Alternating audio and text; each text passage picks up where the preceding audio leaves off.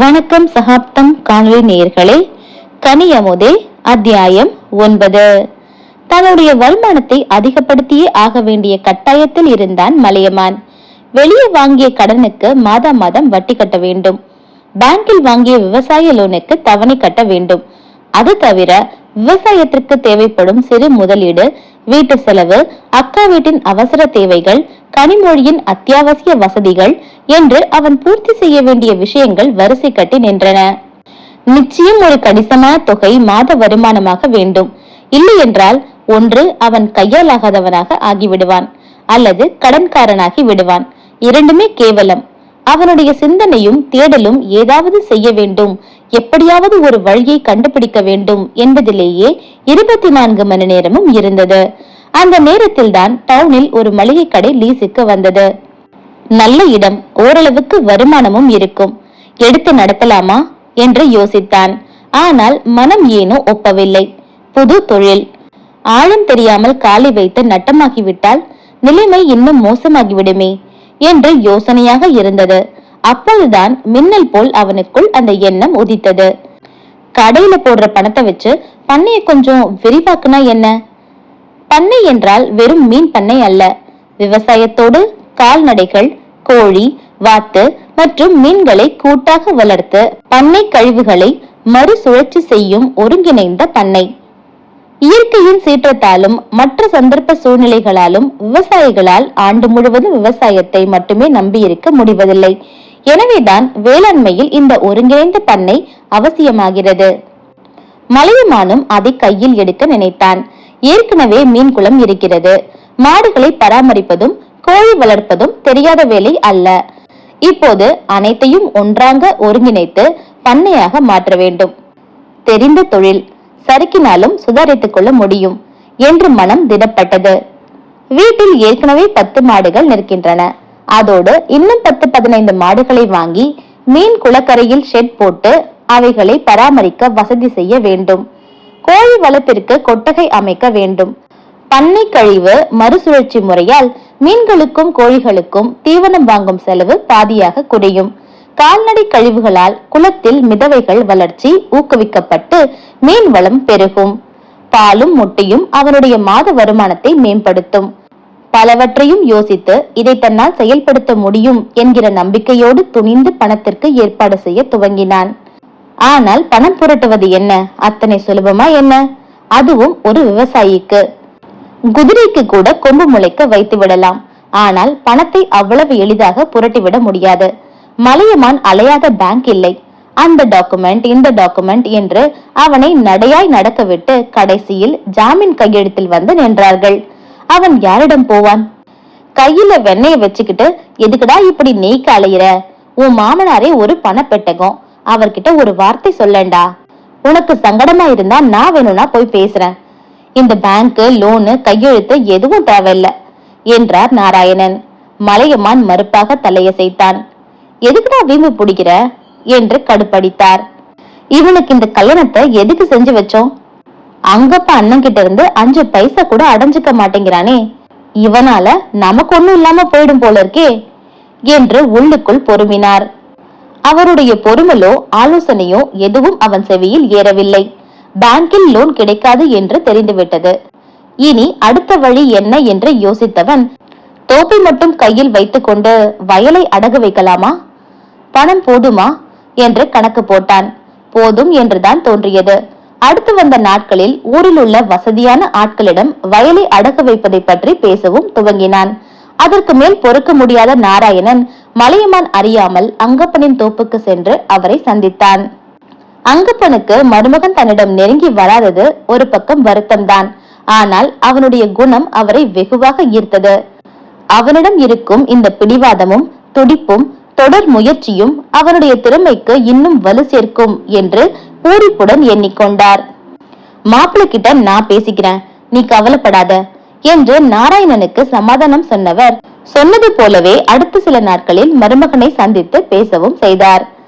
தென்னங்கீற்றின் சலசலப்போடு வீசிய தென்றல் காற்றின் குளுமை மலையமானை தீண்டவில்லை. சூழ்நிலையும் சொந்தங்களும் அவனுக்கு பெரிய அழுத்தத்தை கொடுத்து கொண்டிருந்தது. கைகளை ஆட்டி கால்களை உதைத்து விளையாடும் கை குழந்தையை பையில் போட்டு பொட்டலம் கட்டியது போல் வெகு இறுக்கமாக உணர்ந்தான். மருமகனின் முகபாவத்தை வெகு கூர்மையாக ஆராய்ந்தார் அங்கப்பன். அங்கே மறுப்பு தெரிந்தது.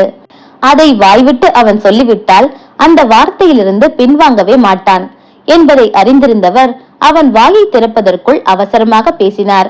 மாப்பிள, நான் என்ன பணங்காசா கொடுக்க போறேங்கிறேன்? 4 கையெழுத்து, அத கூடவா நான் போடக்கூடாது? பேங்குக்காரன் லோன் கொடுக்க போறான், நீங்க தொழில் பண்ண போறீங்க, இடையில நான் என்ன பண்ண போறேன்? நீங்க பணத்தை சரியா திருப்பி கொடுத்துடுவீங்கன்னு உறுதி கொடுத்து கையெழுத்து போட போறேன். இதுல எனக்கு என்ன நட்டமாயிட போகுதுன்னு இப்படி யோசிக்கிறீங்க? நீங்க என் மருமகங்கிறதுனாலயோ இல்ல கனியோட புருஷங்கிறதுனாலயோ இதை நான் செய்யறேன்னு சொல்லல மாப்பிள. மலையமானுங்கிற தனி மனுஷனோட திறமைக்கு கை கொடுக்கணும்னு நினைக்கிறேன். அந்த திறமைய நம்பிதானே மாப்பிள என் பொண்ணையே கொடுத்தேன். கையெழுத்து போட மாட்டேனா என்றார். மலையமானின் முகம் சற்று தெளிந்தது. அவர் கனிமொழியை வைத்து தனக்கு உதவிக்கு வரவில்லை என்பது உவப்பாக இருந்தது. ஆனாலும் அவருடைய உதவியை ஏற்றுக்கொள்வதில் இன்னும் கூட அவனுக்கு தயக்கம் இருந்தது. அங்கப்பனுக்கு சங்கடமாகிவிட்டது. ஏன் பணத்தை தான் தொட மாட்டேங்கிறீங்க? பேங்க்ல ஒரு கையெழுத்து கூடவா மாப்பிள்ள நான் போடக்கூடாது? அதுக்கு கூடவா ஆகாதவனா போயிட்ட என்றார் மிகுந்த வருத்தத்துடன். அதற்கு மேல் அவனால் மறுக்க முடியவில்லை. 10 லட்சம், அவனுக்கு அது பெரிய தொகைதான். வெகு கவனமாக கையாண்டான். மாடுகளுக்கு ஷெட்டும் கோழிக்கு கொட்டகையும் குளுத்தங்கரை ஓரமாகவே போட்டான். பின்னாளில் ஆட்களின் கூலியை குறைப்பதற்காக கழிவுகளின் சுலபமான தற்சுழற்சிக்கு ஏதுவாக சிமெண்ட் தரை போட்டு பைப் கனெக்ஷன் கொடுத்து கொண்டான். மாடுகளை தேடி தேடி தேர்ந்தெடுத்து வாங்கினான். நாட்டு கோழிகளில் நல்ல ஜாதி கோழியை தேர்ந்தெடுத்து அளவாக வாங்கினான். குஞ்சுகளை அடைவைத்து பெருக்கிக் கொள்ளலாம் என்பது எண்ணம். இப்படியாக முதற்கட்ட வேலைகள் முடிவடையவே 1 மாதம் ஆகிவிட்டது. அந்த 1 மாத காலமும் அவனை வீட்டில் பார்ப்பதே அரிதாகி போனது. அந்த அளவுக்கு அர்ப்பணிப்போடு அவன் பார்த்து பார்த்து பண்ணையை அமைத்தான். அதற்கு பிறகும் அவனால் ஓய்ந்து அமர முடியவில்லை. அதிகாலை 3 மணிக்கெல்லாம் பண்ணைக்கு சென்று விடுவான். இவன் மாடுகளை இடமாற்றி கட்டி ஷெட்டை சுத்தம் செய்ய துவங்கிய பிறகுதான் வேலை செய்யும் ஆட்களே வருவார்கள். அவர்கள் வந்ததும் செய்து கொண்டிருந்த வேலையை அவர்களிடம் கொடுத்துவிட்டு சாம்பிராணி புகையை தயார் செய்வான். ஷெட் சுத்தமானதும் இவன் புகை போடுவான். ஆட்கள் பால் கறக்க துவங்கி விடுவார்கள். இவன் கோழிகளை திறந்து கொட்டகைக்கு மாற்றினால் வேலையால் தரையை சுத்தம் செய்து கோழிகளுக்கு தீனி வைப்பான். இந்த வேலை இங்கு நடந்து கொண்டிருக்கும் போதே பால் வேன் தோப்புக்குள் நுழைந்துவிடும். விடுவதற்கு முன்பே கறந்த பாலை அளந்து வேனுக்கு ஊற்றிவிட வேண்டும். அப்போதுதான் அவர்கள் காலை 6 மணிக்குள் அதை டவுனில் விநியோகம் செய்து முடிக்க முடியும். அதன் பிறகும் மீன் குளத்திலும் தென்னை தோப்பிலும் அவனுக்கு வேலை இருக்கும். அதையெல்லாம் முடித்துக்கொண்டு வீட்டுக்கு வந்து குளித்துவிட்டு காலை உணவை உண்டு முடித்தால் சற்று நேரம் கூட ஓய்விருக்காது. வயல் ஏதாவது வேலையை வைத்துக்கொண்டு அவனை அழைக்கும். மீண்டும் பண்ணைக்கு வந்து ஒரு முறை சுற்றி வந்தால் மீண்டும் பால் கறக்க ஆட்கள் மதியமே வந்து விடுவார்கள். அப்போதுதான் மாலை வரும் பால் வேனுக்கு சரியான நேரத்தில் பால் ஊற்ற முடியும். அவர்களோடு சேர்ந்து மலையமானும் பால் கறந்து வேனுக்கு ஊற்றி கணக்கு குறித்து கொண்டு மாலை 5 மணி போலத்தான் மதிய உணவுக்கு வீட்டுக்கு வருவான். சில நேரங்களில் வர முடியாமலும் போகும். கணக்கெடுத்து பார்த்தால் 24 மணி நேரத்தில் 18 மணி நேரம் பண்ணையிலும் வயலிலுமே செலவிட்டான் மலையமான். உழைப்பென்றால் சாதாரண உழைப்பல்ல. தூக்கத்தை துறந்து உடலை வருத்தி மிக கடுமையாக உழைத்தான். அவனுடைய அந்த கடின உழைப்பை கனிமொழி எல்லளவும் அங்கீகரிக்கவில்லை. மாட்டுக்காரன் என்று ஏளனமாகத்தான் நினைத்தாள். மாடுகளோடும் கோழிகளோடும் பண்ணையடிப்பவரிடம் வந்து மாட்டிக்கொண்டுமே என்று புழுங்கிக் கொண்டுதான் இருந்தாள். அவன் மனைவி அங்கீகரிக்காத அவனுடைய உழைப்பை அந்த மகாலட்சுமி அங்கீகரித்தாள்.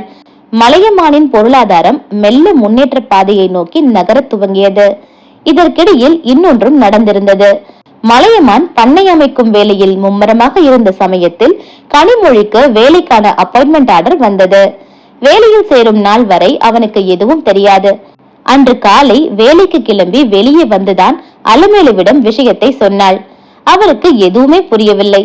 என்ன கண்ணு இப்படி பொசுக்குன்னு சொல்ற? மலையனுக்கு சொன்னியா?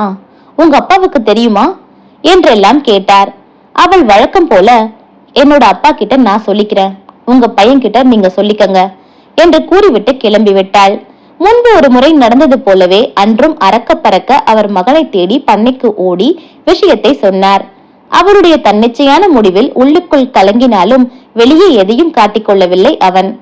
வேலைக்கு தானே போறா, படிச்ச பொண்ணு, எத்தனை நாளைக்கு வீட்டுல உட்கார்ந்திருப்பா, போகட்டும் விடு என்று தாய்க்கு சமாதானம் கூறிவிட்டு தன் வேலையில் கவனத்தை திருப்பினான். இந்த விஷயம் நாராயணனின் மூலம் அங்கப்படின் செவியை எட்டிய போது வெகுவாக வருத்தப்பட்டார். மருமகனை சந்தித்து சமாதானம் சொன்னதோடு மகளை அழைத்து கண்டிக்கவும் செய்தார். படிக்காதவனுக்கு என்னை கல்யாணம் பண்ணி வச்சதும் இல்லாம நான் வேலைக்கு போகாம அவன் கூட உட்கார்ந்து வரட்டி தட்டணும்னு சொல்றீங்களா என்று தந்தையிடம் எகிரிவிட்டு அவள் கோபமாக வீட்டுக்கு வந்தபோது அங்கே மலையமான் சாமியாடி கொண்டிருந்தான். என்ன நினைச்சிட்டு இருக்கீங்க எல்லாரும்? இந்த வீட்டுல ஒரு தும்மல் போடுறதுக்குள்ள அங்க போய் பத்த வச்சுட்டு வந்துடுறீங்க.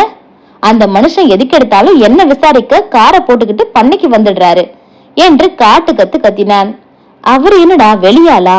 உன் மாமனார் தானே, உன் கஷ்டத்தை என்று நாராயணன் ஆரம்பிக்கும் போதே வாய மூடியா மாமா, நான் எங்கேயோ போறேன், யார்கிட்டயோ கடன் வாங்குறேன், எப்படியோ கஷ்டப்படுறேன், உனக்கு என்னையா வந்தது, எதுக்கு எல்லாத்தையும் அவர்கிட்ட போய் சொல்ற என்று அவரிடம் சீறினான். மலையா, என்னடா பேசுற நீ? அலமேலு அதட்ட, பேசாம என்னமா செய்வான், அவன் தான் எங்களை வெட்டி விடுறதுலயே குறியா இருக்கானே என்று தாமரை கண்ணை கசக்கினாள். அருவி கட்டுத்தனமா பேசாதக்கா, உன் புருஷன்கிட்ட என் பொண்டாட்டி வேலைக்கு போறத பத்தி நான் ஏதாவது சொன்னேனா? எதுக்கு அவர்கிட்ட போய் இதையெல்லாம் சொல்லிட்டு வந்தாருன்னு கேளு முதல்ல. நான் என்னடா இல்லாததையா சொன்ன? அந்த புள்ள உன்கிட்ட சொல்லிட்டு போச்சா? சொல்லாம தானே பேக மாட்டிக்கிட்டு கிளம்பிச்சு என்று எகிரினார் நாராயணன். மலையம்மானின் கோபம் எல்லை மீறியது. ஏன் பொண்டாட்டி படிச்சவ, அவளுக்கு நல்லது கெட்டது நாளும் தெரியும். உன்கிட்டையும் என்கிட்டையும் ஆலோசனை கேட்டுக்கிட்டுதான் அவ எதையும் செய்யணும்னு இல்ல. நான் பண்ண ஆரம்பிக்கும் போது அவகிட்ட சொல்லிட்டுதான் ஆரம்பிச்சனா? எதுக்கியா இந்த வேலை உனக்கு என்று சத்தம் போட்டான். கனிமொழிக்கு தன் காதுகளை நம்பவே முடியவில்லை. அட, பெரியார் பேரனா இவன், இவ்வளவு முற்போக்கா பேசுறான். நாம இவனை கஞ்சி காய்ச்சலான்னு வந்தா இவன் வீட்டுல இருக்க எல்லாரையும் கூடி காய்ச்சிக்கிட்டு இருக்கானே என்று வியந்து போனாள். அட விட்டு தொலைடா, நான் தான் வாய் இருக்க முடியாம புலம்பிக்கிட்டு கிடந்தேன். அத கேட்டுட்டு தெரியாதனமா அங்க போய் சொல்லி போட்டாரு. அதனால என்ன இப்ப குடிய முழுகி போயிட்டு? அலமேலு அதட்டி பேசினார். அது என்ன இவ்வளவு சாதாரணமா சொல்ற? என்னைய பார்த்து பேசின மாதிரி அந்த மனுஷன் அவளை கூப்பிட்டு பேசியிருந்தா என்ன ஆகும்னு தெரியுமா உனக்கு? அவ பாக்குற பார்வையிலையும் திருப்புற திருப்புலையும் இந்த வீட்டுல நீயும் குடியிருக்க முடியாது, நானும் குடியிருக்க முடியாது என்றான். வெளியே நின்று கொண்டிருந்த கனிமொழி அதிர்ச்சியில் ஒரு நொடி வாயை பிளந்தாள். மறுநொடியே, அவ்வளவு பயமாடா உனக்கு என் மேல என்று எண்ணி சிரித்தாள். அதுதான் திருமணத்திற்கு பிறகு அவளிடம் தோன்றிய முதல் சிரிப்பு. மலையமானின் பேச்சை மறுத்து யாரும் பேசாதது அவளுக்கு இன்னும் உவப்பாக இருந்தது. நிமிர்ந்த நடையுடன் வீட்டுக்குள் நுழைந்தாள். அவளை கண்டதும் மற்றவர்கள் எதுவுமே நடக்காதது போல் திசைக்கு ஒருவராக மெல்ல நழுவினார்கள். அந்த கணம் கனிமொழி தன்னை ஒரு ராணி போல் உணர்ந்தாள். அந்த வீடே தனக்கு கட்டுப்பட்டிருப்பதை ஒருவித ஆதிக்க மனப்பான்மையோடு எண்ணி பார்த்தாள். அந்த உணர்வு அவளுக்கு பிடித்திருந்தது. கனியமுதே அத்தியாயம் 9 நிறைவடைந்தது. அத்தியாயம் 10. திருமண ஆன நாளிலிருந்து கனிமொழி அந்த வீட்டில் ஒரு தற்காலிக விருந்தாளி போலத்தான் இருந்தாள். வீட்டு வேலைகள் எதையும் விரல் நுனியால் கூட தொட்டதில்லை. அடுப்பு எந்த திசையில் அமைந்திருக்கிறது என்பதை கூட கவனித்ததில்லை. வீட்டுக்கு யார் வந்தாலும் போனாலும் அவர்களிடம் முகம் கொடுத்து பேசியதில்லை. அது மட்டுமல்ல, அவள் தினமும் கல்லூரிக்கு சென்று வந்து கொண்டிருந்ததால் அவளுடைய தேவைகள் எதற்கும் அவள் மலையமானையோ அல்லது மற்றவர்களையோ சார்ந்திருக்க வேண்டிய அவசியம் இல்லாமல் போனது. அலமேலுவின் எளிமையான சமையல் அவளுக்கு ருசிப்பதில்லை. எனவே பிரெட் ஜாம், நூடுல்ஸ், பிஸ்கெட் போன்ற இன்ஸ்டன்ட் உணவு பாக்கெட்களோடு அவள் வீட்டுக்கு வரும் நாட்கள் அதிகமாகி இருந்தன. வேலைக்கு சேர்ந்த முதல் 2 நாட்கள் கல்லூரி பேருந்தில் சென்று வந்து கொண்டிருந்தவள் 3வது நாள் மாலை பெற்றோர் வீட்டுக்கு சென்று அங்கிருந்த தனது பழைய ஸ்கூட்டியை போக்குவரத்து வசதிக்காக எடுத்துக்கொண்டு வந்து விட்டாள். அவள் தேவையில்லாமல் ஊர் சுற்றும் பெண் இல்லை என்றாலும் ஸ்பெஷல் கிளாஸ் மற்றும் மீட்டிங் காரணமாக வாரத்தில் 2 அல்லது 3 நாட்கள் இருட்டிய பிறகுதான் வீட்டுக்கு வருவாள். அதை பற்றி வீட்டில் இருப்பவர்களிடம் முன்கூட்டியே சொல்லிவிட்டு செல்ல வேண்டும் என்கிற அக்கறை அவளுக்கு அறவே இல்லை.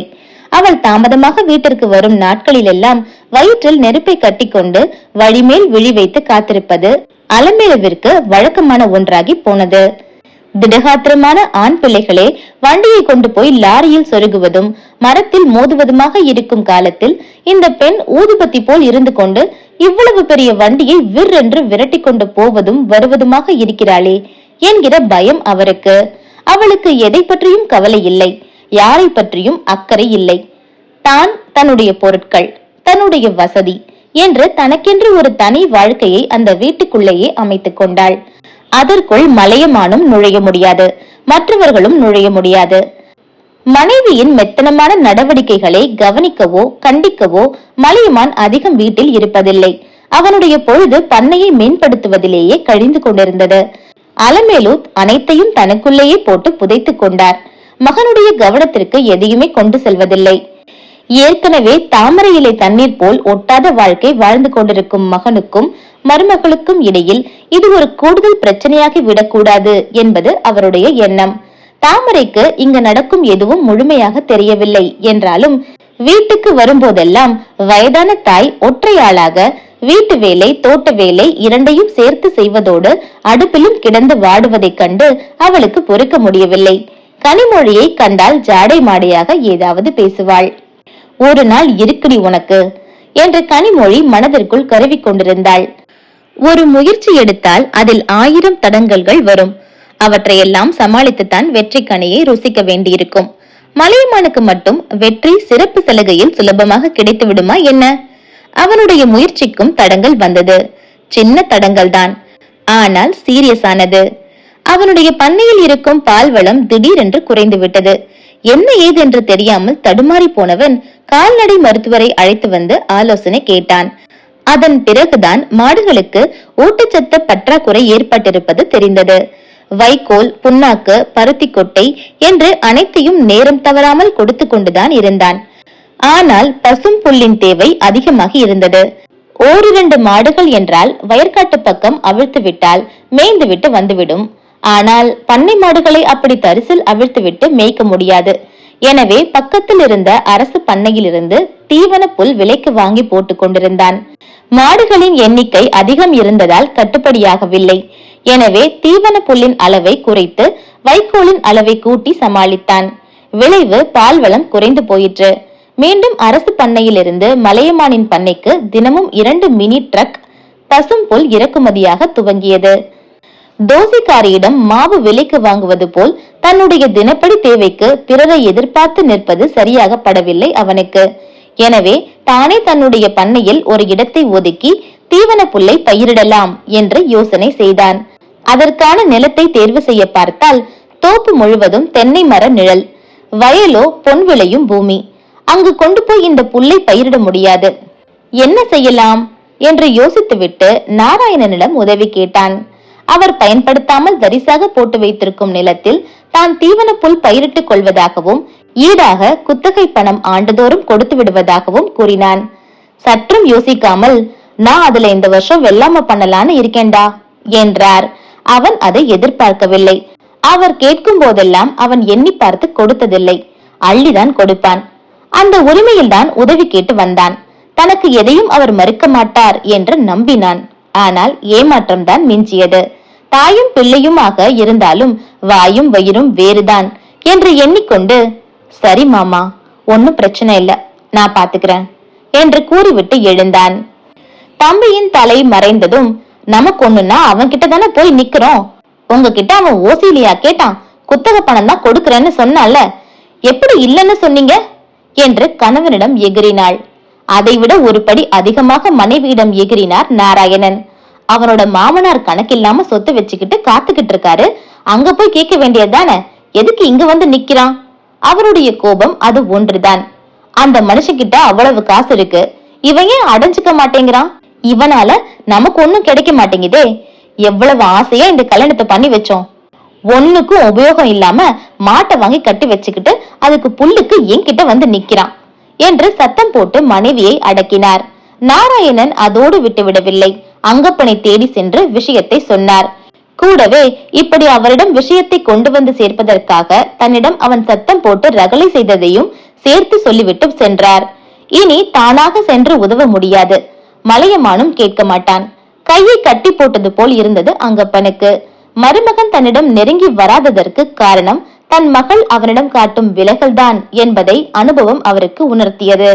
எனவே மகளை அலைபேசியில் அழைத்து நல்ல விதமாக பேசினார். அவனுடைய கஷ்டத்தை எடுத்து சொல்லி புரிய வைக்க முயன்றவர் கடைசியில், நீ மாப்பிள்ள கிட்ட பேசுமா, நான் சொன்னேன்னு எதையும் சொல்லிக்காம நீயா பேசுற மாதிரி பேசி நம்ம கொல்லையில பயிர் பண்ணிக்க சொல்லு என்றார். தந்தை பேசிய எதையும் குறுக்கிடாமல் கேட்ட கனிமொழி, தேவை இருக்கிறவங்க தானா வந்து கேட்பாங்க, நாம ஒண்ணும் வலிய போய் உதவி செய்யணும்னு அவசியம் இல்ல என்றாள். அங்கப்பனுக்கு கோபம் வந்து விட்டது. என்னமா நீ, அங்க அந்த மனுஷன் அவ்வளவு கஷ்டப்படுறாரு, நீ பொறுப்பில்லாம பேசுற என்று எரிந்து விழுந்தார். அவ்வளவு அக்கறை இருந்தா நீங்களே பேசிக்கங்க, என்ன எதுக்கு தூது அனுப்புறீங்க? உங்க 2 பேருக்கும் இடையில நான் என்ன கொரியர் சர்வீஸா? போங்கப்பா என்ற பதிலுக்கு அவளும் எரிந்து விழுந்து விட்டு அழைப்பை துண்டித்து விட்டாள். அங்கப்பன் அதோடு நின்று விடவில்லை. மருமகனிடம் பேச சொல்லி தொடர்ந்து மகளுக்கு அழுத்தம் கொடுத்து கொண்டேதான் இருந்தார். ஆனால் அவளோ எதற்கும் அசைந்து கொடுக்காத சகலகலா வில்லியாக இருந்தாள். வாய் திறந்து கேட்டும் நாராயணன் தனக்கு உதவ மறுத்துவிட்டது பெரிய வருத்தம் அவனுக்கு. அவர் இடத்தில் தான் இருந்திருந்தால் வெறும் இடத்தை மட்டும் கொடுத்திருக்க மாட்டான், பயிரிட்டு தண்ணீர் பாய்ச்சி புல்லை வளர்த்தே கொடுத்திருப்போம் என்று எண்ணினான். மனதிற்குள் ஒரு கசப்பான உணர்வு தோன்றியது. அதை உள்ளுக்குள்ளேயே விழுங்கிக் கொண்டான். இந்த உணர்வுகளை எல்லாம் வளர விட்டு விட்டால் உறவில் விரிசல் விழுந்துவிடும் என்று தன்னைத்தானே தேற்றிக்கொண்டு வெளியாட்களிடம் பேசி பார்த்தான். எங்கெங்கோ அலைந்தான். தோதான இடம் ஒன்று கிடைக்கவே இல்லை. அப்போதுதான் அவனுடைய ஒன்றுவிட்ட சித்தப்பா ஒருவர் தானாக அவனை தேடி வந்தார். பழனி சித்தப்பாவிடம் அப்படி ஒரு இடம் இருப்பது மலையமான் அறிந்ததுதான். அது ஒன்றுக்கும் உதவாத இடம். எதை பயிரிட்டாலும் விளைச்சல் இருக்காது, பூச்சி விழுந்த நிலம் என்று பல ஆண்டுகளாக தரிசாகவே போட்டு வைத்திருந்தார். அதில் இப்போது ஆள் உயரத்திற்கு முற்செடிகளும் காட்டு பூண்டுமாக காடாக மண்டி கிடந்தது. பழனி தன்னுடைய இடத்தை பற்றி கூறியதும் அந்த இடமா என்று அவனுக்கு மலைப்பாகத்தான் இருந்தது. 5 வருஷத்துக்கு குத்தகைக்கு எழுதி கொடுக்கறேன், குத்தகைக்கு பணமெல்லாம் ஒண்ணு வேண்டாம், என்னோட இடத்தை சுத்தம் பண்ணி ஏதாவது மருந்து கிருந்து அடிச்சு அந்த பூமியை உருப்படியா கொடு போதும் என்றார். அவனுக்கும் வேறு இடம் கிடைக்கவில்லை. 5 வருட குத்தகைக்கு கொடுக்கிறேன் என்கிறார், முயன்று பார்க்கலாம் என்று எண்ணினான். பொக்லைனை நாள் வாடகைக்கு எடுத்திருந்தான் மலையமான். பொக்லைன் டிரைவர் செடிகளை வெட்டி மண்ணை தோண்டி வேர்களையும் அழித்து ஓரமாக தள்ளிவிட அதை கூலி ஆட்கள் அள்ளி அப்புறப்படுத்தினார்கள். மேற்பார்வையோடு நிறுத்திக் கொள்ளாமல் அவர்களோடு சேர்ந்து களத்தில் இறங்கி வேலை பார்த்தான் மலையமான்.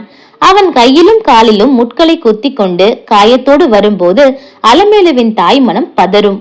எதுக்குடா இந்த மாதிரி பண்ற என்று அவர் புலம்பலை ஆரம்பிக்கும் போதே, அட சும்மா இருமா என்று ஒரே அதட்டலில் தாயை அடக்கி விடுவான் மலையமான். அதற்கு மேல் அந்த பெண்மணியால் என்ன செய்ய முடியும்? அவன் காதில் விழாமல் கண்டதையும் புலம்பியபடி நல்லெண்ணெயையும் கள்ளிப்பாலையும் கலந்து அவன் காயத்துக்கு மருந்து போடுவார்.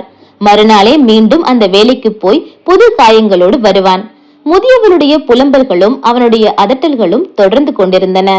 மகளிடம் சொல்லி சொல்லி பார்த்த அங்கப்பன் ஒரு கட்டத்திற்கு மேல் அலமேலுவிடம் வந்து நின்றார். என்னக்கா இது, மாப்பிள்ளை எதுக்கு அந்த காட்டுக்குள்ள கிடந்து கஷ்டப்படுறாரு? நம்ம கிட்ட இல்லாத இடமா? நீங்க கொஞ்சம் சொல்லுங்கக்கா என்றார். அன்று இரவு மலையமான் வீட்டுக்கு வந்ததும் அலமேலு விஷயத்தை சொன்னார். இந்த தடவை யாரும் அவர்கிட்ட போய் சொல்லல, அவரேதான் நீ படுற கஷ்டத்தை பார்க்க முடியாம வந்து சொல்லிட்டு போறாரு. வெளியில கொடுக்கிற குத்தகைய அவர்கிட்ட கொடுத்துட்டு வேலைய பாருப்பா என்றார். அதிகம் பேசவோ சத்தம் போடவோ தெம்பில்லாதவன் போல், வேண்டாமா என்று மட்டும் சொல்லிவிட்டு கயிற்று கட்டிலை தூக்கி கொண்டு வாசலுக்கு போனான் அவன். அலமேலுவின் வயிறு எரிந்தது. மகன் தன் வாழ்க்கையில் ஒரு இன்பத்தையும் அனுபவிக்கவில்லையே, கஷ்டப்பட மட்டுமே பிறந்தவனா என்று கலங்கியபடி படுக்கைக்கு மகள் வீட்டை நோக்கி நடந்தார். யார் எப்படி போனால் எனக்கென்ன என்று நடப்பதையெல்லாம் கண்டு கொள்ளாமல் இருக்க கனிமொழி எவ்வளவு முயன்று பார்த்தாள். ஆனால் ஒரே வீட்டில் இருப்பதாலோ என்னவோ ஓரளவுக்கு மேல் மலையமானின் கஷ்டங்களை பார்க்கும்போது அவளுக்கும் சங்கடமாகத்தான் இருந்தது. இவன் கேட்டும் நாராயணன் உதவி செய்யவில்லை என்பதை அலமேலுவின் புலம்பல்கள் மூலம் அவள் அறிந்திருந்தாள். என்னவோ தெரியவில்லை, நாராயணன் மீது அவளுக்கு கோபம் வந்தது. அவளுக்கு ஏன் கோபம் வர வேண்டும்? யாருக்கு யார் உதவி செய்தாலும் செய்யவில்லை என்றாலும் அவளுக்கு என்ன? யார் மீது அவளுக்கு அக்கறை? எதை பற்றியும் அவள் யோசிக்கவில்லை. உனக்கு நல்ல வேணுண்டா, என்னோட அப்பா உனக்கு ஏதாவது செய்ய முடியாதான்னு உன்னையே சுத்தி சுத்தி வராரு. அவரை ஒதுக்கி விட்டு ஊர்ல இருக்கிறவங்க கிட்ட எல்லாம் போய் நிக்கிறல்ல, அதுக்குதான் அந்த காட்டு முள்ளு உன் கையையும் காலையும் இப்படி கிழிச்சு விட்டு அனுப்பியிருக்கு என்று மீண்டும் அவன் மீது தன் கோபத்தை திருப்பிவிட்டு தன் வீம்பையும் பிடிவாதத்தையும் இறுக்கி பிடித்துக் கொண்டாள். மனைவியின் பிடிவாதமும் கோபமும் வழக்கமானதுதான் என்பதால் மலையமான் எதுவும் அலட்டிக் கொள்ளவில்லை. அவன் தன் போக்கில் வேலையிலேயே குறியாக இருந்தான். முழுதாக 1 மாதம் பிடித்தது அந்த நிலத்தை சுத்தம் செய்து உழுது உரமடித்து நீர் பாய்ச்சி பதப்படுத்த. அதன் பிறகு தீவனம் புல்லை பயிரிட்டு பஞ்சகவ்யம் தெளித்து பூச்சிகளிடமிருந்து செடிகளை பாதுகாத்தான். செழித்து வளரும் பசும் புல்லை பார்க்கும் போது பட்ட கஷ்டமெல்லாம் மறந்து போய் மனம் நிறைந்தது அவனுக்கு. கனியமுதே அத்தியாயம் 10 நிறைவடைந்தது.